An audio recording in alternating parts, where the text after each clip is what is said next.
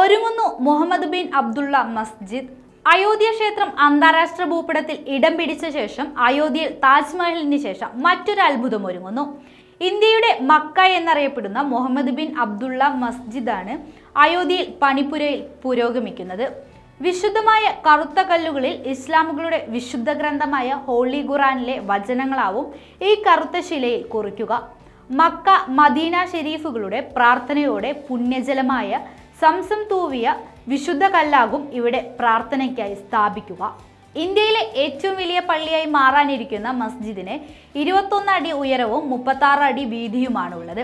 ഒരേ സമയം ദവയുടെയും ദുആയുടെയും കേന്ദ്രമായിരിക്കും പള്ളി പ്രവർത്തിക്കുക.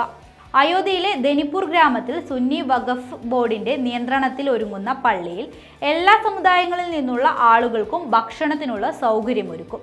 മസ്ജിദിന്റെ നിർമ്മാണ ചുമതല ഇൻഡോ ഇസ്ലാമിക് കൾച്ചർ ഫൗണ്ടേഷനാണ് ഏറ്റെടുത്തിരിക്കുന്നത്.